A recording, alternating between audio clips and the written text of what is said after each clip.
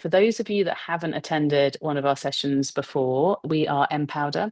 We are a co-invention community that was born here in the UK about 5 years ago now, as a result of my own pretty messy perimenopause journey. And today we span a really rich and supportive community in the UK that you're all going to feel the warmth of this evening, as well as partnering with multidisciplinary clinic partners and practitioners in the US. So if you're dialing in from the US this evening, it's lovely to see you too. It's such a joy for us to be extending our philosophy around midlife and the potential that we all have to take agency and thrive for part two.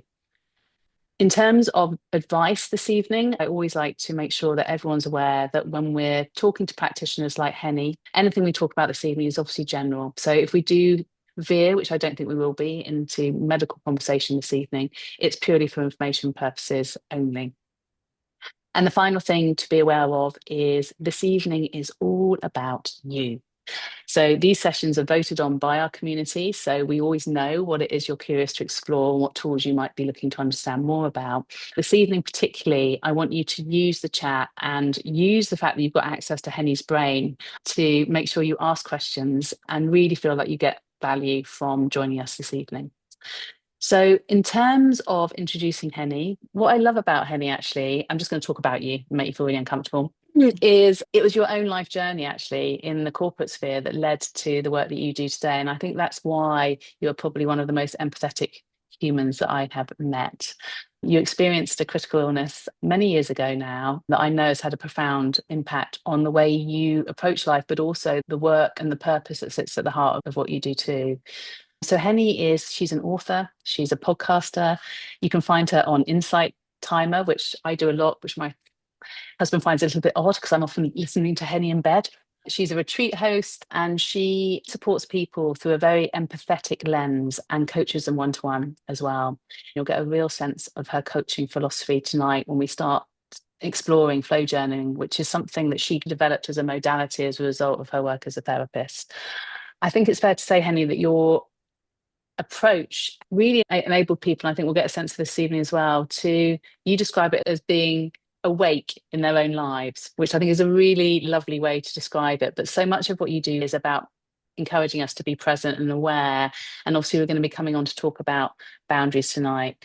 For those of you that are interested in Henny's work beyond this evening's session, I will be sharing more details about how you can find her and how you can work with her on a one-to-one level too. But Henny, welcome to this evening and thank you for being our host. Well, thank you so much, Rebecca. And yes, it's always very interesting getting introduced. And I think the way that you see the work that I do feels very true for me. So I find that very moving. Thank you.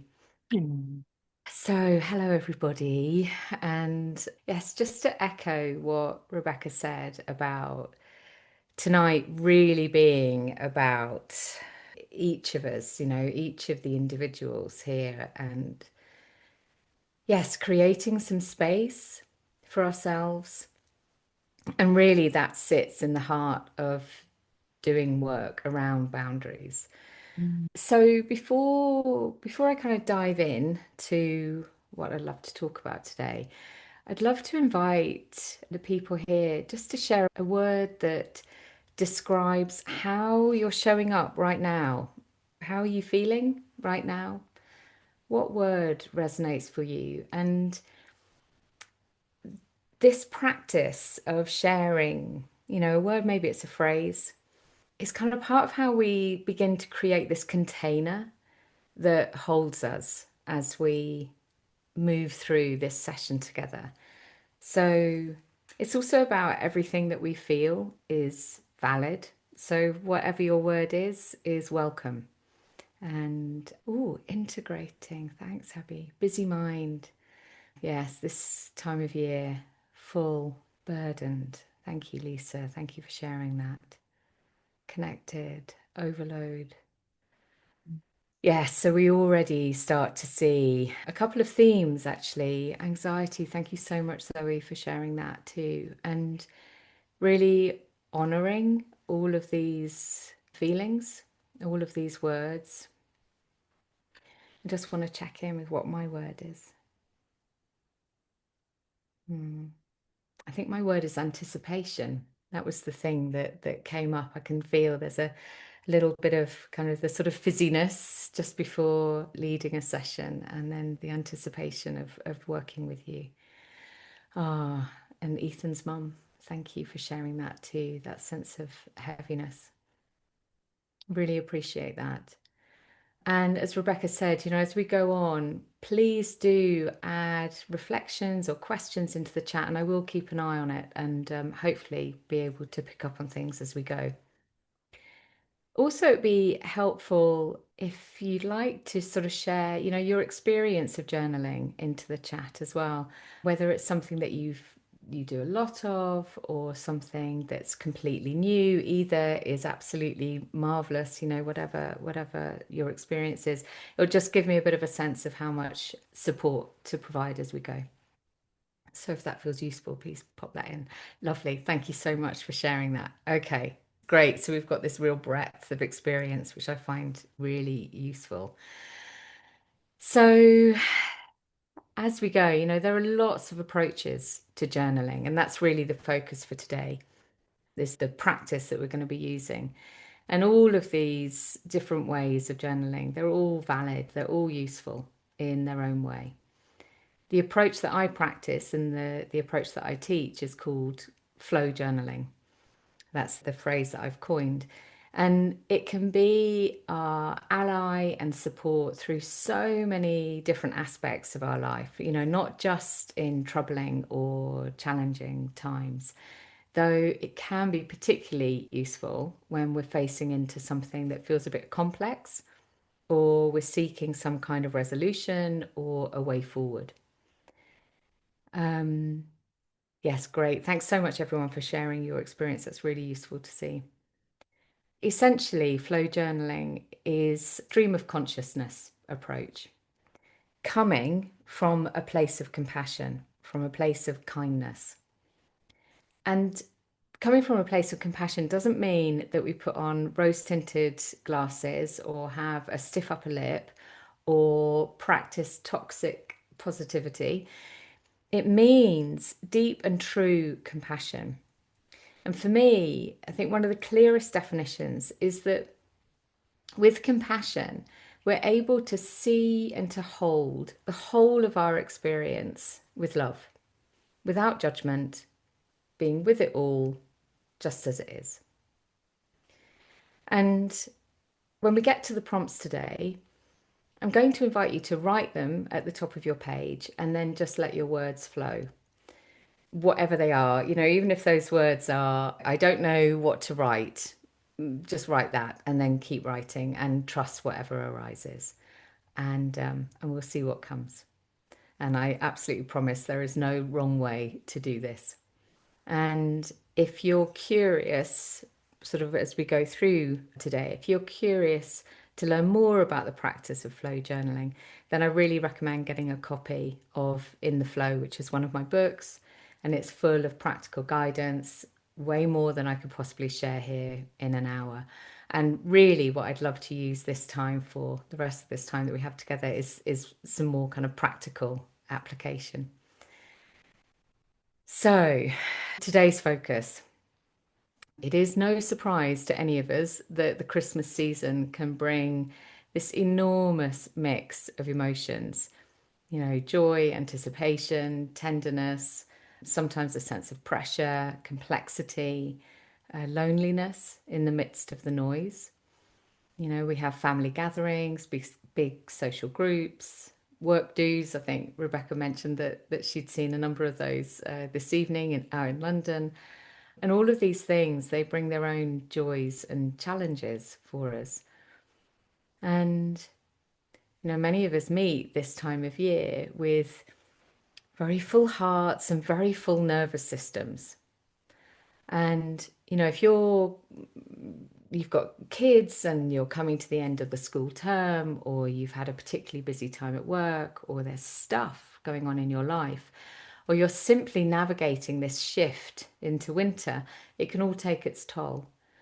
And some of us feel the weight of family dynamics or the absence of people that we love, and others simply long for a quiet pause. in the midst of everything.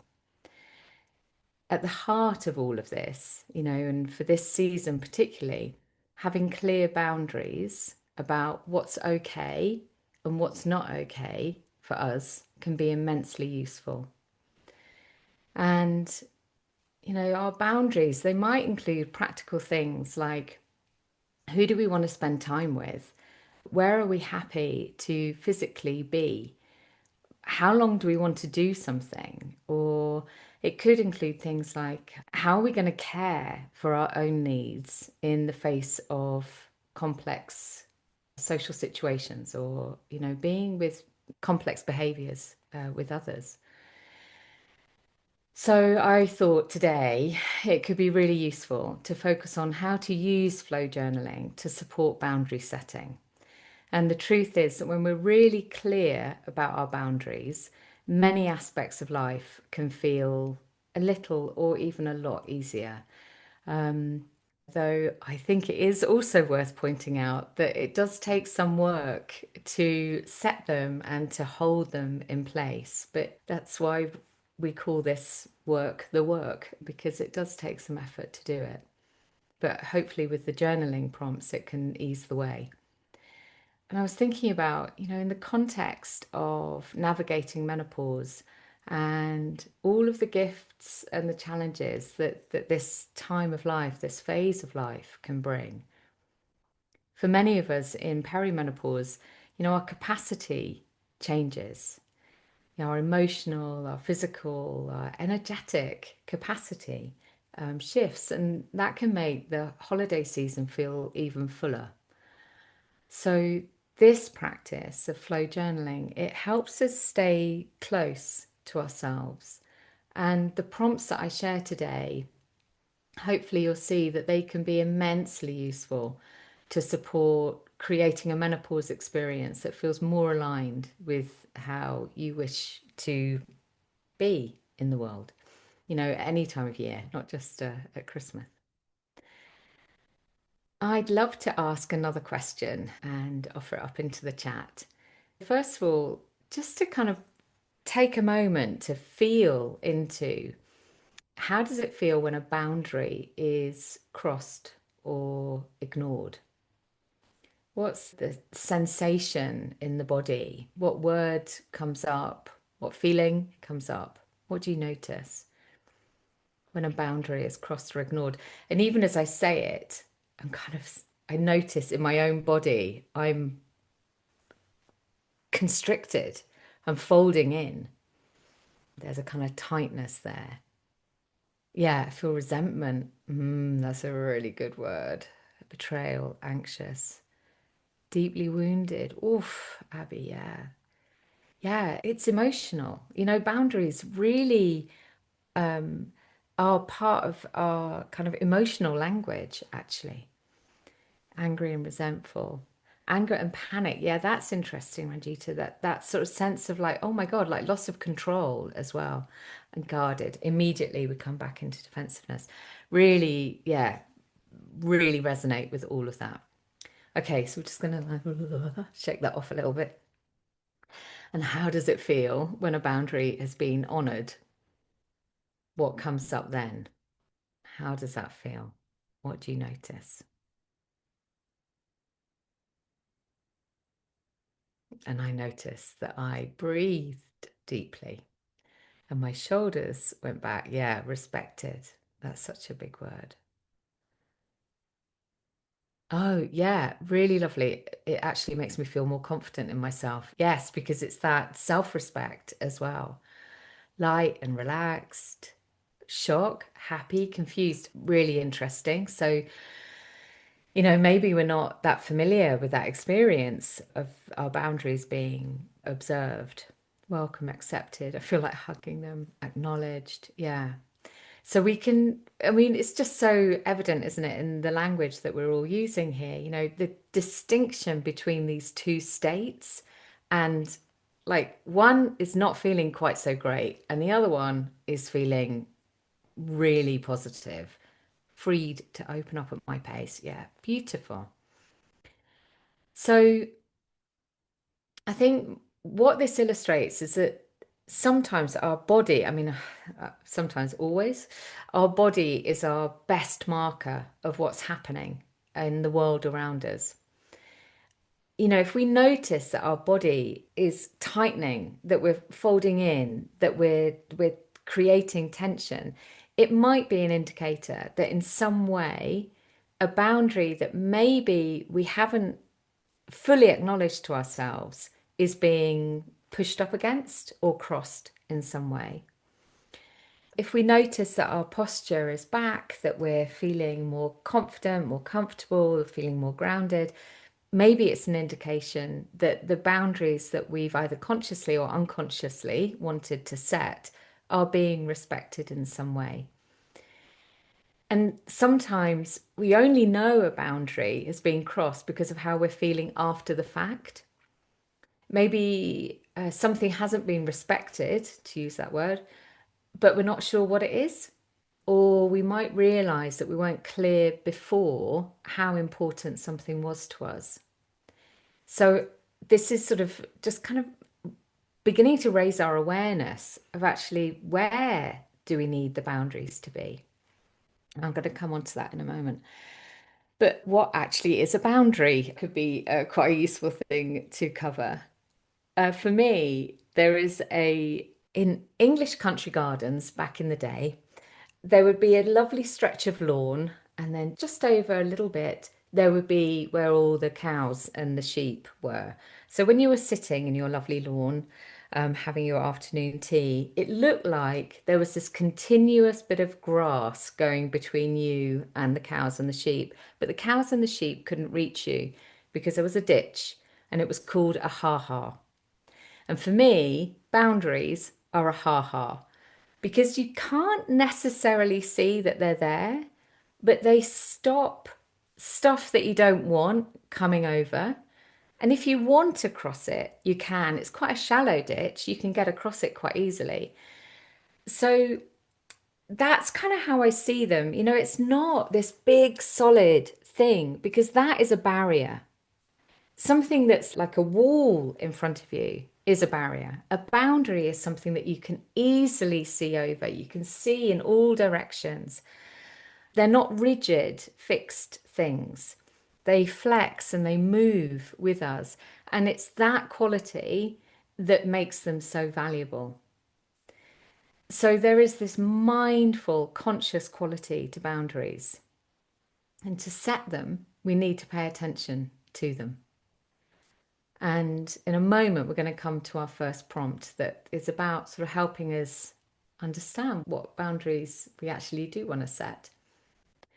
So, this clarity of intention is a really key part of boundary setting, working out what it is we actually need to feel safe. That's fundamentally what's at the heart of them, or to feel comfortable, or to feel okay in an environment. So, as we move deeper into the session, there might be a specific event coming up that is coming to mind as we talk about this. It might be that you think more generally about the kind of holiday season.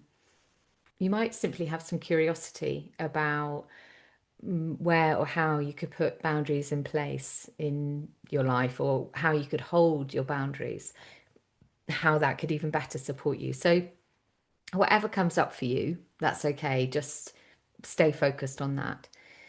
And yes, just focus on what's important for you as we move through the practices. And you can always apply these prompts to other events, that come up in the year ahead, or use them more generally at another stage.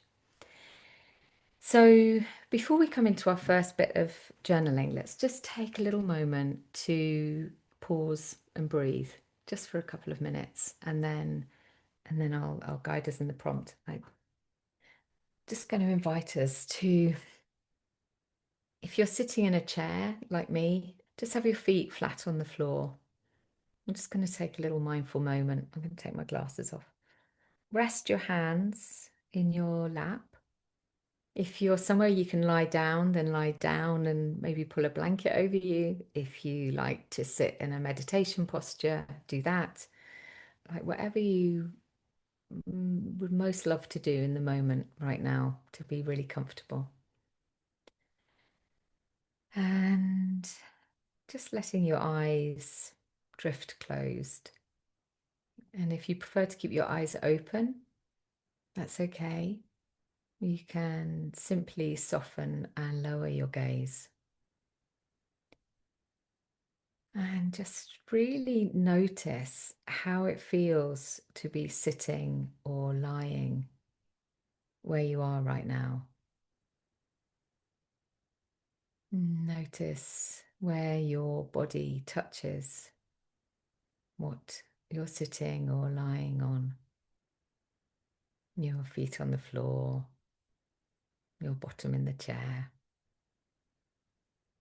your arms resting in your lap or by your side.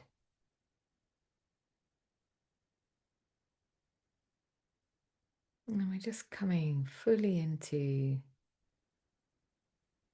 this moment.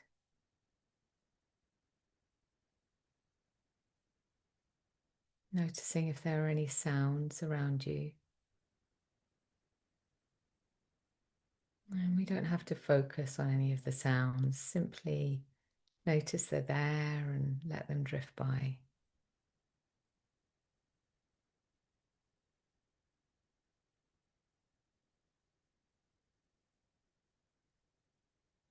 Notice any sensations on your skin, maybe the feel of your clothes or cool air.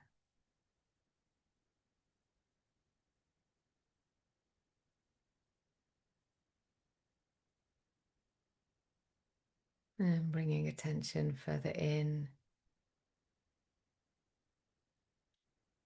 and noticing the experience of your breath,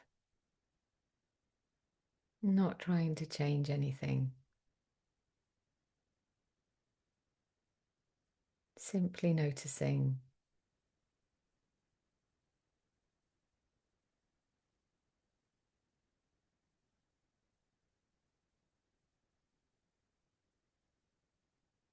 You may find that you wish to take a deeper breath.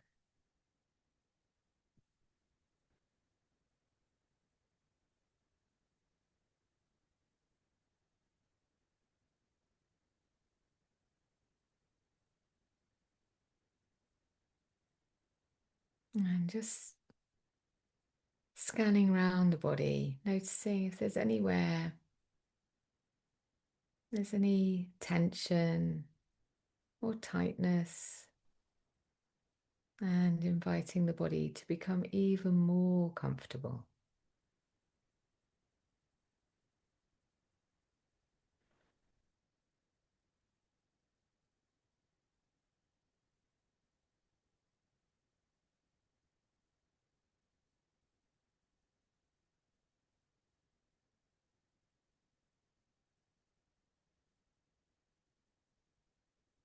And we're going to take a couple of longer, deeper inhales in through the nose, if that's available for you today, and then out through the mouth like a sigh. So in through the nose as long and deep as you can.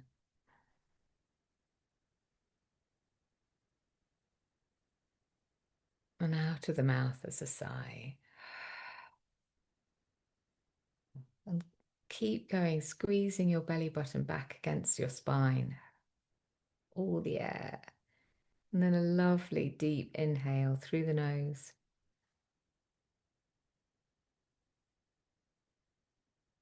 As deep as you can.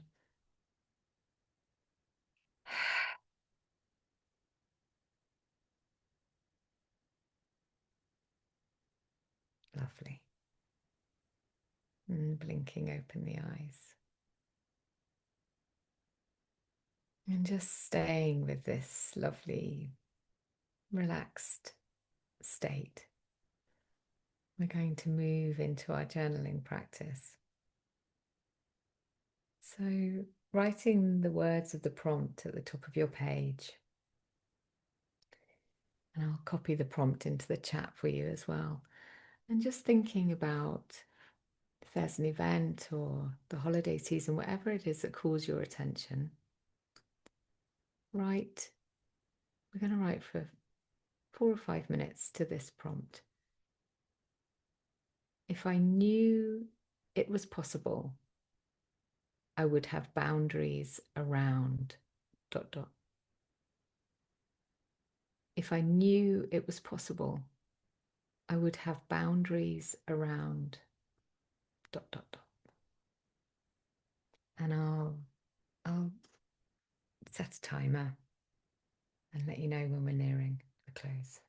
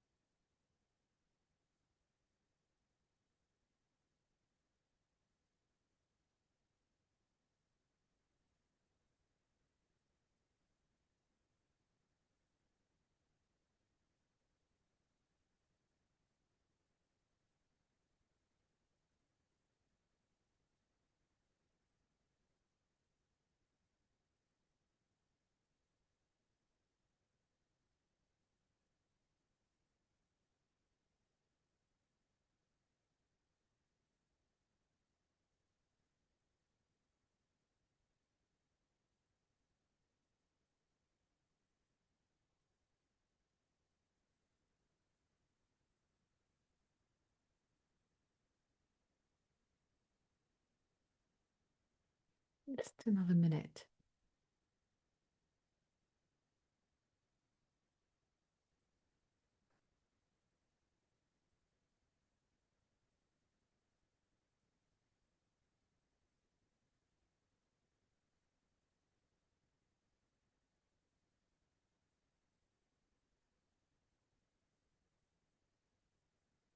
Okay, just drawing that sentence to a close.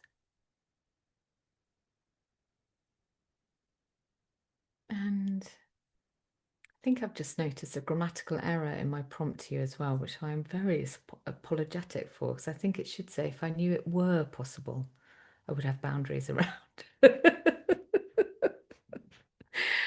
But just to, again, to sort of invite you to share in the chat if anything came up there that felt like, oof, I hadn't realized how important that is, or anything that felt challenging, any fresh insight.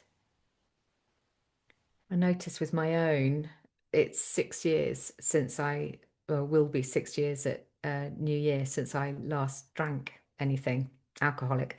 Obviously, I drink a lot of water, but I realized that my first and very rapid response was I would have boundaries around people talking about drinking, because I've realized that when I'm with my family, that's what they tend to do. And yeah, it was a really like rush in me actually. So it's a good marker for something that I want to set a boundary around. So if anything came up for anyone that you feel sort of okay to share, or even just to sort of say, or something came up, you don't even need to say what it was that arose. But it can be boundaries around my own time. That's really interesting, Ranjita, because what that starts to indicate is where we have this, maybe we have a sense of control, or maybe we'd lost our sense of control. And actually, the boundary can be the thing that enables us to regain that, to stop the pain, trying to find resolution and understanding. Okay. Okay, Zoe, just sending some love for that. Yeah, one boundary is wanting time for yourself. And so, really, just using this practice, this very simple prompt, just to see where the clarity is starting to come through. And then that enables us to start setting the intention, because that's really important here, is that we set the intention for what we need. I just want to sort of say a few things, and then hopefully we're going to we'll come into our next prompt. The invitation is to think about someone you know who is highly boundaried, and how it feels to be with them. Now, there might be nobody that comes to mind, which is information in itself, but there might be somebody that you know who you recognize actually, oh yeah, they're really boundaried. And how does it feel to be with them? And when you think about the boundaries that they set, does it feel like a heart, or does it feel like a wall, like a palisade? And can you sense the difference of the experience of being with them between those two things? Boundaries are confident and clear. Barriers feel defensive and can be extremely difficult to be around. So we're really focusing this intention on creating boundaries rather than barriers, because also barriers separate us, whereas boundaries keep us connected. Lisa, I also want to acknowledge what you've just written as well, and acknowledging how challenging that time can be for so many of us for lots of different reasons. And, one of the things here is that there can be an immense comfort of being with someone who's truly boundaried. Has anyone ever noticed that, of how it is when someone's very boundaried? They're clear about what's okay and what's not okay. They tend not to be passive aggressive. In fact, they tend not to be passive or aggressive. They're simply clear. They're often very aligned within themselves. So when we have clear boundaries, we may find we're actually easier to be with.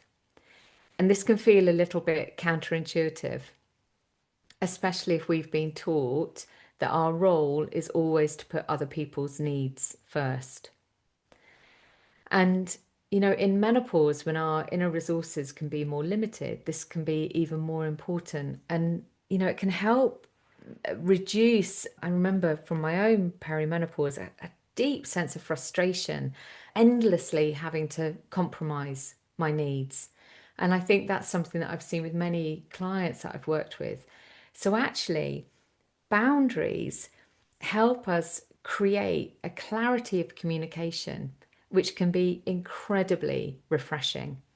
And it can help us cut through this idea that we might have inherited from our family system or culturally, that stating our needs is in some way selfish. And it's all about how we do it.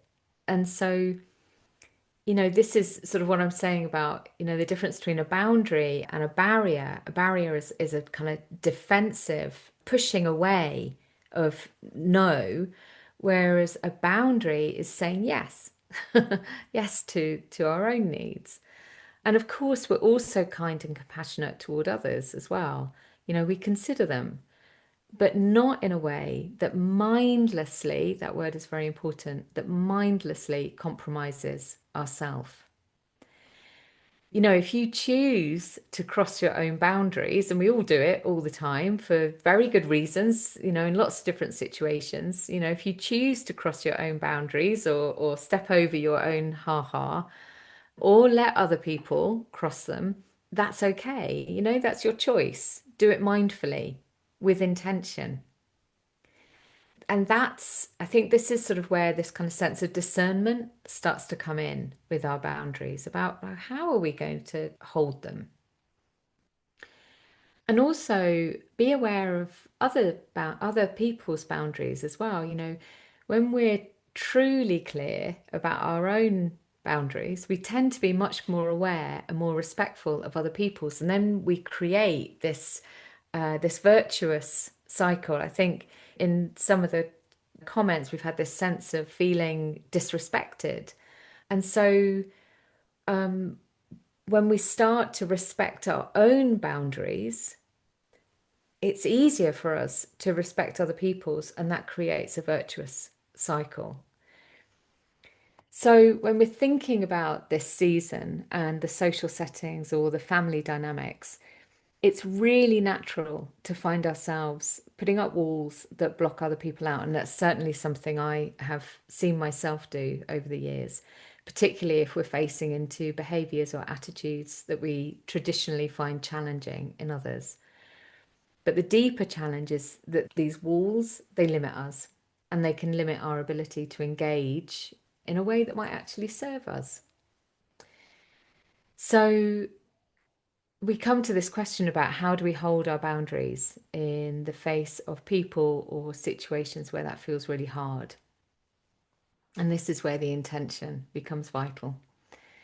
Being clear with ourselves about what's okay and what's not okay, being clear with ourselves about what we're willing to compromise on and what we're not willing to compromise on is incredibly useful before we enter those situations. And being realistic about our expectations of others. So we can't suddenly expect everyone else to change just because we are changing. And I think the last point on this really is that there is this energy to boundaries that's like a ha-ha. You can't see it until you get up close. But as humans, we're energetic creatures and we're very aware of other people's energy. And sometimes it can be amazing to see the impact of an unspoken boundary, but like a mindful, conscious boundary, even if it's unspoken, that simply gets expressed through our behaviors and the energy that we bring when it's founded from a place of compassion as well. Very important. It's really interesting to see the impact that can have, in a family setting or a social group or, in a work environment as well. So I just really want to sort of emphasize the importance of being clear to ourselves about what it is that we really are looking for. I'm just having a look. I'm getting better at putting myself first. Well, that's amazing, Lisa, because for so many of us, it's something that's been kind of taught out of us.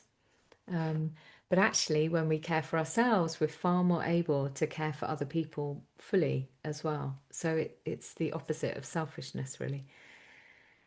So I'd like to come into our second prompt. And this is really about how do we share the boundary that we have? How do we tell others what it is that's important to us? And only you know the specifics of your situation. Only you know the specifics of your dynamic with the people that you're in relationship with. And so the value of this particular prompt is that it helps us tap into what is it that we know about the people that we need to share with.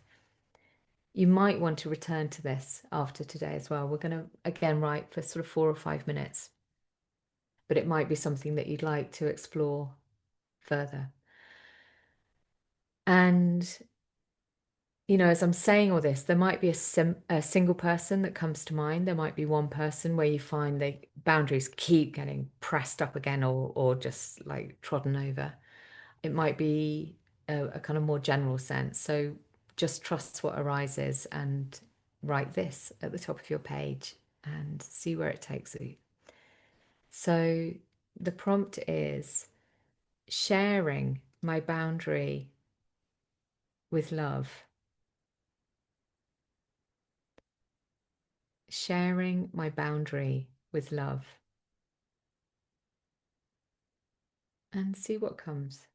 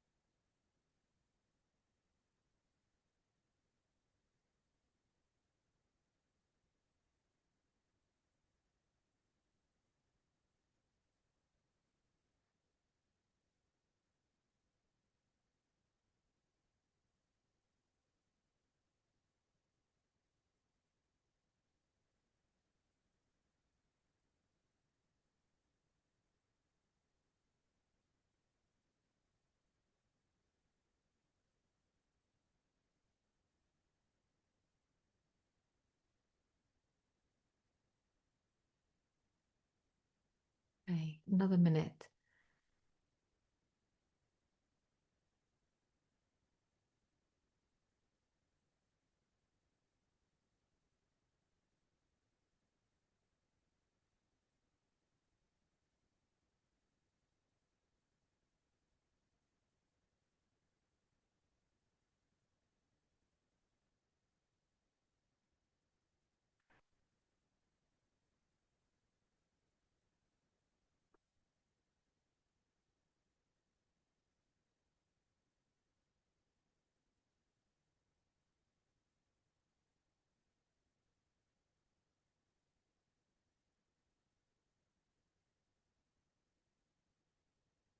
So just drawing that thought to a close.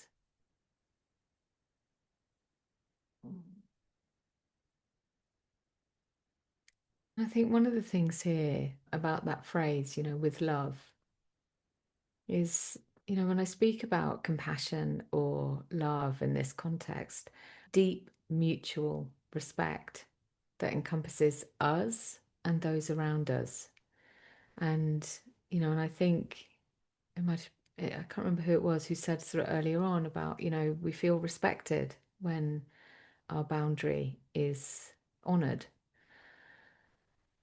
So again, I'd love to invite you, if there's something that came up there that was interesting, surprising, challenging, difficult, um, and just sort of sharing that into the chat would be, if that feels okay for you.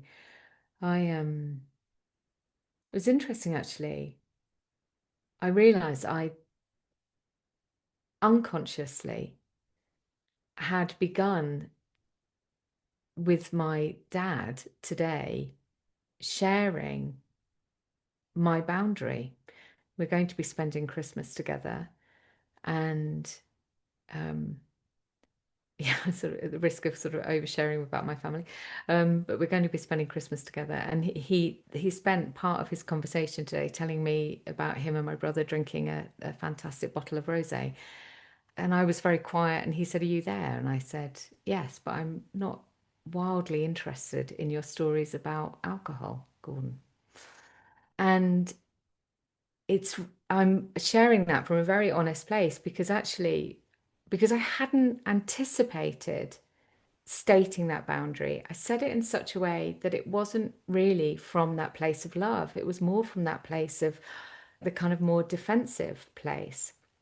And so what I've seen in my writing here, actually, I've got some words that I could use that feel much more aligned to the way that I want to communicate that.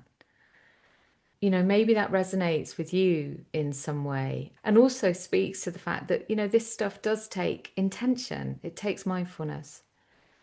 That's really interesting, Rebecca, about sort of anticipating the boundary crossing early, as maybe it will allow me to do it more explicitly with love before it happens. That's the thing. It's the preparation beforehand. I think that's really, yeah. And Ranjita, you've landed on something really important here, that our sense is that it's not always received or heard, or it can feel that way because that's the pattern that's been sort of established over time. And that's why, there is no quick fix to boundaries. But we begin here and then slowly it ripples out. And I think, what this speaks to is an I need sentence, a boundary. It can be, yes, absolutely, Marie, absolutely. I need space. I need some time. That is absolutely a boundary. And I think what could be useful just in these last few minutes is just to share how, as we're coming up to, this season of, for many of us, much of it may be very joyful. For many of us, much of it may be very painful. But there is a before, a during, and an after to all experiences. And being clear about our intentions for our boundaries is part of that preparation before. And then our work during is to keep checking in with ourselves. Are we still okay? Have we got what we need? What needs to be adjusted? What needs to be said or done? And then it can be really useful to check in with ourselves afterwards as well. How was it? What could perhaps be different next time? What went well? Remembering to congratulate ourselves because this stuff can be really challenging at times and it takes effort to change things. Also kind of seeing like where could the boundary shift or loosen or become stronger? Always remembering to hold ourselves and each other with compassion. And that speaks to one of my favorite journaling prompts, which I recommend taking a note of, which is, how can I bring more compassion here? This is a really powerful prompt, and it's something that can actually be useful in the moment. So if you're in a situation where you feel that your boundary is not being honored, and you can feel, you feel yourself getting activated, or, sort of emotions rising that feel really challenging to hold, taking yourself away, even, with pen and scrap of paper for 5 minutes and just writing, how can I bring more compassion here? Whether that's compassion for you, compassion for the situation, compassion for how you're feeling, whatever is present for you, to take some time just to write can be a way of tapping into that inner wisdom rather than being stuck in up in the head and getting frustrated or upset. And if you find that there's someone who is really struggling to accept your boundaries, another useful practice can be to write an unsent letter of love to them before the event. This is part of preparation. There isn't time to say any more on that, but there is lots of guidance in the Letters of Love journaling book, and it can be an incredibly powerful practice. And then lastly, the thing I wanted to sort of share with you, in case anyone really is facing into difficulties around Christmas and the holiday season, is this is an episode from my podcast, which is a mnemonic, a practice, a 5-stage practice, which is called tonic. It's very easy to remember, and it can be super useful if you're in a situation where you can sense that your boundaries aren't being honored. And it just gives you a practice for how to care for yourself in that situation. So I would recommend that. Sharing my boundaries with card writing friends who are hurting as opposed to a quick WhatsApp opens up an orphanage. Oh, beautiful, Ingrid. That's so lovely. That's so lovely. I think there's such kind of wisdom here, and I'm really mindful we're at the end of our session, but there's so much more that can be shared. And I've actually got a free short course actually on boundaries, which I'll share with you, Rebecca, because that might be useful for people here too. Henny, we always need about 4 hours with you rather than just one. But that was such a beautiful experience. And I'm sure I'm speaking for everyone in the session live this evening as well. There's something I always find a little bit daunting. I mean, I've had the pleasure of working with you for a number of years now, but the first time that you ask us to write something, I always think, oh my goodness, I have literally nothing to say. And then you find yourself working to a sentence. And sometimes a sentence, the second one for me, that kind of sharing my boundary with love, I didn't quite know what it meant. And I think that's also the beauty of the way that you construct these things. I know how much thought goes into the construction of your flow journaling principles. And I think that final thing for everyone here this evening, that thought about bringing compassion into things is a really powerful thing. And I think I'm always blown away by the conversations we have and just the strength and resilience of the women that I get the privilege of holding space for when we do these sessions. I mean, to all of you that have shared this evening, you are all amazing. Mm. And it also makes me realize how much of the world we as females carry. And I think taking some of the stuff into whatever it is, whether it's our festivities, whether it's 2026, really giving ourselves permission to spend time. And flow journey can be such a powerful way of spending time, really knowing yourself. And back to introducing at the beginning, Henny, that thing of being awake in your own life, which I think we all need. Thank you for sharing. Thank you to everyone who's been so open and generous in sharing too. So I think there's something very powerful about that, what makes us all feel connected and less alone when we're struggling with emotions. So thank you to everyone for that. Henny, thank you so much for being generous with the additional free material. We'll ensure that's in the show notes. And I will also ensure that links to the 2 books that Henny has authored around both flow journey and the letters as well of love, Henny. We will ensure those are in the show notes so people can perhaps gift themselves a little festive treat to put under the tree. And then the final thing is obviously Henny is an expert that sits, and I'm so privileged to say this, within our community of experts, and we're very selective and the wonderful humans that we introduce you to.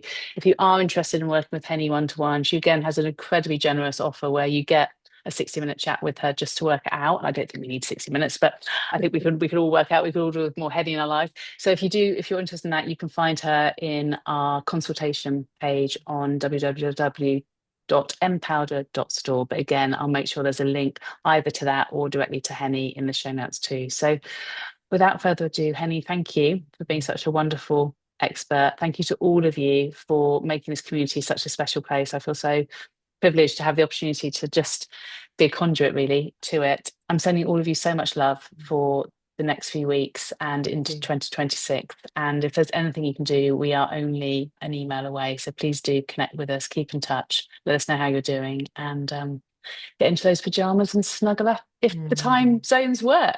Thank you. Take care, everybody. Thank you. Thanks, everyone. Good night. Good night.